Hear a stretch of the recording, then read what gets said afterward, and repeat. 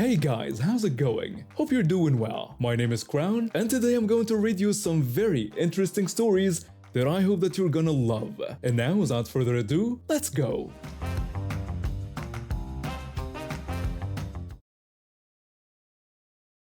I work at a small auto repair shop downtown, and I've relied on my mountain bike to get to and from work. It was nothing fancy, but it was reliable and kept me in decent shape. That all changed about 6 months ago when someone stole it right from outside my apartment building. I filed a police report, but you know how those things go. The bike was gone, and I was stuck taking the bus or walking everywhere. Money was tight at the time. I'd been saving up for a car, but unexpected medical bills from my mom's surgery had wiped out most of my savings. Buying a new bike wasn't really in the budget, and the used ones I could afford online looked like they'd fall apart before I made it home. That's when my cousin reached out. We'd grown up together but hadn't talked much since high school. He'd been a bit of a schemer, the type who'd sell you something and then ask for it back later. But when he called and offered me a solution to my bike problem, I thought maybe he'd matured. He called me up one day and told me he'd heard about my stolen bike. He said it really sucked and that he might have something to help. He explained that there was this old beach cruiser sitting in his parents' backyard for like 3 years. He asked if I wanted it since he wasn't using it anymore.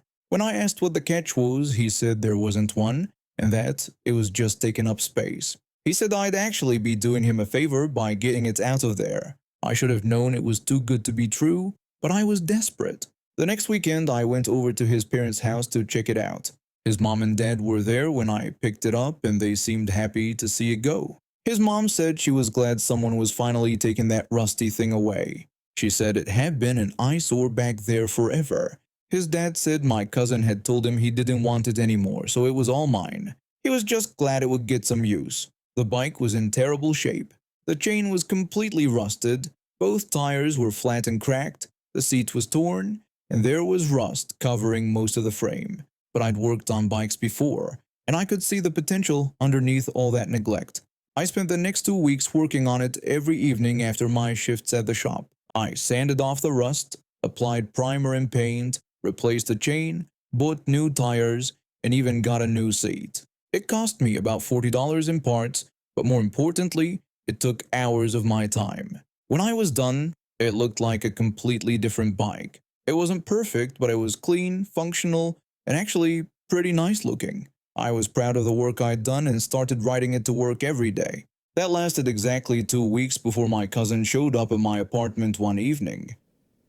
He complimented me on the nice job I'd done with the bike, saying it looked way better than when he'd given it to me. When I thanked him and mentioned all the work it had taken, he told me he'd been thinking about the situation.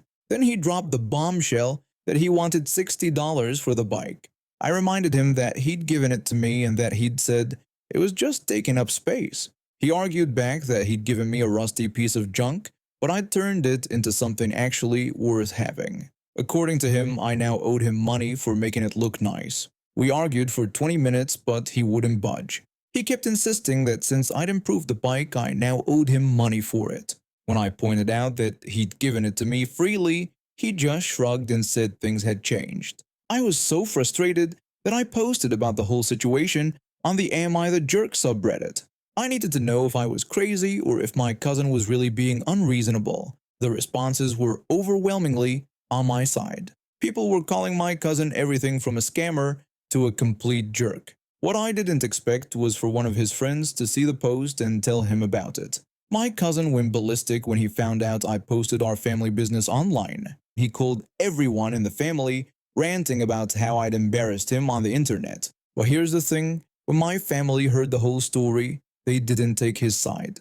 My aunt called me to apologize for her son's behavior. My uncle told me to keep the bike and ignore my cousin's demands. Even my parents, who usually tried to stay out of family drama, said my cousin was being ridiculous. This just made my cousin angrier. He started sending me increasingly hostile text messages, demanding more and more money. First it was $60, then $70. Then he was talking about an embarrassment fee on top of everything else. The whole thing came to a head 3 days later. I was riding home from work when my cousin appeared out of nowhere.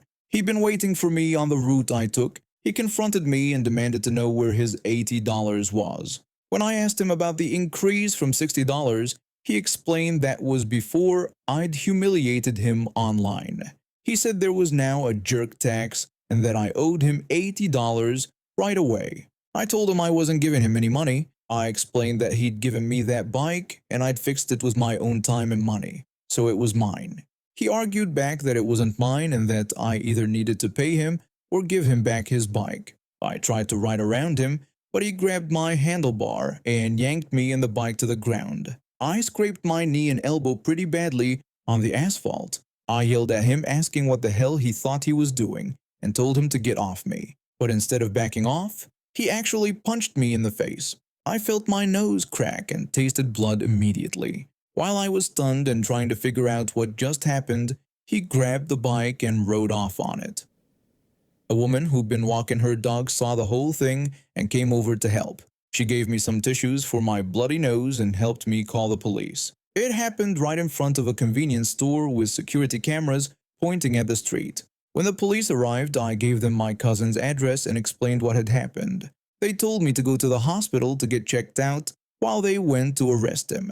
At the emergency room, they confirmed my nose was broken but said it would heal fine on its own. While I was getting patched up, the police called to tell me they'd found my cousin at his apartment with a bike. He'd already posted it for sale online but took the listing down when he saw the police at his door.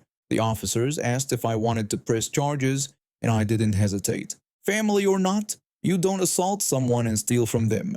They arrested him on the spot for assault and theft. It turns out my cousin had been drinking that evening, and since he was only 20, they tacked on underage drinking charges too. When they called his parents to bail him out, his mom and dad told them to keep him overnight. They said they needed time to process what their son had done to family. His parents came to visit me at the hospital the next day. They were mortified by their son's behavior and apologized over and over. They told me he'd been asking them for money frequently over the past few months, and they suspected he had a drinking problem. They had no idea where he was getting alcohol, but they were starting to piece together that their son was spiraling.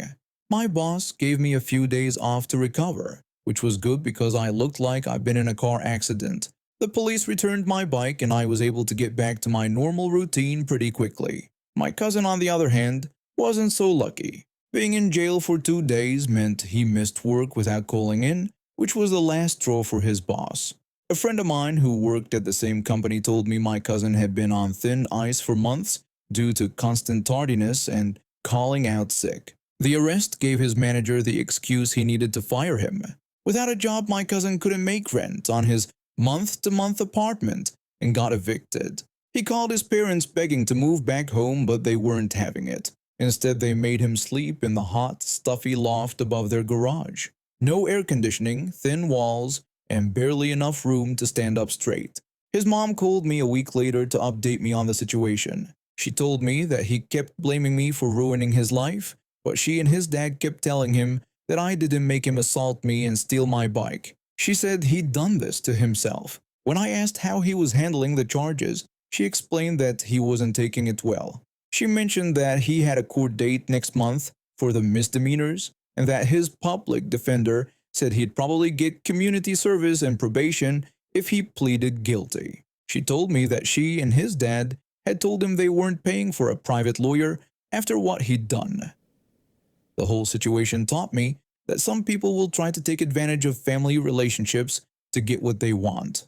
My cousin saw me fix up that bike and thought he could retroactively charge me for it. When that didn't work, he tried to take it by force. I still ride that beach cruiser to work every day. It's held up well, and every time I look at it, I'm reminded that sometimes standing up for yourself comes with a cost, but it's worth it. My cousin learned the hard way that being entitled and violent has results. It's been 3 months since the incident, and I haven't heard from my cousin at all. His friends have stopped associating with me and my co-workers, which is honestly fine by me. I heard he's working at a fast food place now and still living in his parents' garage loft. That day started like any other. I finished my chemistry test during last period, grabbed my backpack and headed straight to work. The afternoon shift was usually pretty mellow compared to the morning rush. I spent most of my time wiping down tables, restocking cups, and helping my manager Sarah with inventory. After clocking out at 6, I remembered I needed to pick up groceries for dinner. Mom had asked me to grab ingredients for her famous spaghetti and meatballs, and I had been looking forward to it all day. I also needed to stop by the library to return some books I had borrowed for a history project. The library was quiet as usual. I dropped off my books at the return slot and decided to browse the new releases section for a few minutes. That's when I spotted this mystery novel that looked interesting. I checked it out and headed to the grocery store, which was just a few blocks away. The store was busier than I expected for a Tuesday evening.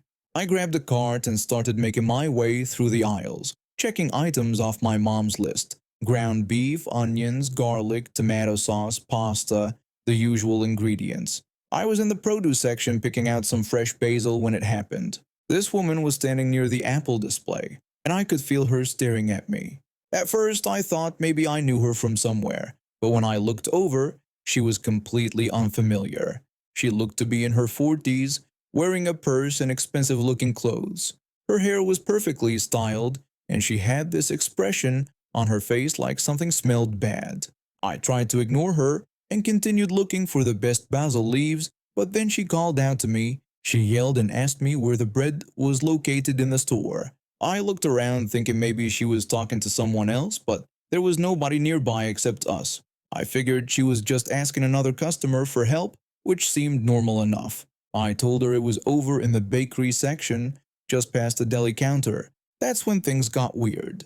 Her whole expression changed, and she looked at me like I had just insulted her mother or something. She started lecturing me about not knowing how to speak properly and demanded to know what I was doing standing around when I should be working. I was completely confused. I looked down at myself. I was wearing jeans and a plain t-shirt, definitely not any kind of uniform. My coffee shop apron was stuffed in my backpack. I apologized and explained that I didn't work there, that I was just shopping like she was. She wasn't having it. She insisted that I looked like I worked there and told me I had no right to be standing around. She ordered me to go do my job like I was some kind of servant. At this point, I realized this woman was completely out of her mind. I had never seen her before in my life, and here she was ordering me around like I was her personal employee. I decided the best thing to do was just walk away and finish my shopping somewhere else in the store. But when I started to move past her, she actually grabbed my arm. Her nails dug into my skin, and it hurt. I told her she was hurting me and asked her to please let go. Instead of letting go, she squeezed tighter. Her face was getting red, and she looked absolutely furious for no reason I could understand. She told me I needed to listen to her and that she would teach me some respect. I tried to pull away from her, but she had a surprisingly strong grip. Other customers were starting to notice the commotion, but nobody seemed to know what to do. I was getting scared because this woman was clearly unstable. I begged her to let me go, explaining again that I didn't work there and that she was hurting me. That's when she completely lost it. She raised her hand and slapped me hard across the face. The sound echoed through the produce section, and several people gasped. My cheeks stung, and I could feel tears starting to form in my eyes. I was about to run toward the front of the store to find security when I heard a voice behind Karen that made my heart jump with relief. It was my mom asking what the hell Karen thought she was doing. I had completely forgotten that my mom and I were supposed to meet at the store. We had planned it earlier that morning. She would finish her shift at the hospital and meet me here so we could shop together and then head home for dinner. Karen turned around, probably expecting to see another customer she could intimidate. Instead, she came face to face with my mother, who was still wearing her scrubs and looked absolutely livid. My mom is only about 5'4", but when she's angry, she's terrifying. My mom demanded to know if Karen had just hit her daughter. Karen tried to justify herself, saying that I had been disrespectful and lazy and that since I worked there, she was just trying to get me to do my job. My mom shot back that I was 15 years old and didn't work there, calling Karen a psycho. Karen started to say something about how maybe if my mom had taught me better manners, but she never got to finish that sentence. My mom put her hand on Karen's shoulder, spun her around, and punched her square in the nose. Karen dropped like a sack of potatoes, landing flat on her back between the Apple display and the banana stand. My mom stood over Karen and yelled about how she had no right to lay a hand on her daughter or treat anyone like that, especially a child. Karen was on the ground, holding her nose, which was now bleeding pretty heavily. She was making these awful whimpering sounds and trying to get up, but my mom stood over her like a guardian angel. By this time, the store manager and several employees had rushed over. Someone had already called the police, and I could hear sirens in the distance. Other customers were standing around with their phones out, probably recording the whole thing. The store manager asked what had happened. My mom explained that Karen had assaulted me, grabbing my arm and slapping me across the face. When the manager asked if that was true, I confirmed that I had just been shopping when Karen mistook me for an employee, got angry when I corrected her, and then hit me. The police arrived about 5 minutes later. They separated everyone and started taking statements from witnesses. Luckily, the store had security cameras covering the produce section, so there was video evidence of the entire incident. One of the officers told us they would need to see the footage and get statements from both of us and any witnesses. It took about an hour to sort everything out. The security footage clearly showed Karen grabbing me, refusing to let go when I asked her to, and then slapping me. It also showed my mom's reaction, but the officer said that was justified under the circumstances. Karen tried to demand that they arrest my mother for assault instead. The officer explained that she was the one being arrested since she had assaulted a minor, and they had it all on video. They put handcuffs on Karen right there in the produce section. She was screaming about how unfair it all was and demanding to speak to someone's supervisor. The other customers were shaking their heads in disbelief. Karen kept insisting it was all a misunderstanding and that I had been rude to her. The officer advised her that she had the right to remain silent and suggested she use it. When they led her away, Karen was still yelling about how she was going to sue everyone and how we would all be sorry. The store manager apologized profusely and gave us a gift card for our trouble. A few weeks later, we had to go to court for Karen's trial. It turned out she had a history of similar incidents at other stores around town. The judge was not sympathetic to her case. The judge addressed Karen, noting that she had pled guilty to assault of a minor and explaining that the court took such matters very seriously, especially given her previous incidents of disturbing the peace and harassment. Karen's lawyer tried to argue that she was under stress and didn't realize I was so young, but the video evidence was pretty damning. Plus, several other people came forward with stories about her behavior at different stores. The judge sentenced Karen to 3 years probation, mandatory anger management counseling, a $5,000 fine, and 100 hours of community service. She was also banned from entering the premises where the incident occurred. Karen started crying and begging for leniency, saying she had learned her lesson but the judge had made up his mind. After the trial, my mom and I went out for ice cream to celebrate. I was still a little shaken by the whole experience, but I was proud of how my mom had stood up for me. I teach high school English and have been doing it for 15 years. I deal with helicopter parents demanding grade changes and students who think rules don't apply to them. I figured I was prepared for anything. This all happened on a Tuesday afternoon about 3 months ago. I had just finished grading essays during my lunch break and was completely drained. You know how it is when you've read 30 variations of the same basic 5-paragraph essay about why pizza is the best food. My brain felt like mush. I decided to stop by the grocery store on my way home to grab some things for dinner. My husband works late shifts at the hospital, and with 2 teenagers who eat everything in sight, grocery shopping has become a weekly marathon. I was wearing my usual after-work outfit, dark jeans, a plain blue sweater, and my comfortable walking shoes. Nothing that even remotely resembled the store's bright red polo shirts and khaki pants. I was in the feminine products aisle trying to remember which brand of pads my daughter prefers, when I noticed a young woman struggling to reach something on the top shelf. She was maybe in her early 20s, really pretty, and clearly frustrated when she jumped slightly trying to grab a box of tampons. Being 5'7" has its advantages, so I walked over and grabbed the box for her. I told her sweetly that here was what she needed, and she thanked me. She smiled and walked away, and I'll admit I watched her go. She was genuinely beautiful, and there's nothing wrong with appreciating that. I was still looking in her direction when I heard the sharp snapping sound behind me. The sound alone made my blood pressure spike. I teach teenagers. I know the sound of someone trying to get attention in the most obnoxious way possible. I turned around, already annoyed to find a woman in her 50s looking at me. She had shoulder-length brown hair and was wearing what looked like expensive clothes, but no mask despite the store's clear signage requiring them. She snapped at me rudely, telling me to come help her out. I told her no and that I had stuff to do. I held up my shopping basket and turned to walk away, but she wasn't having it. She insisted that I had to help the customers. I explained that I didn't work there.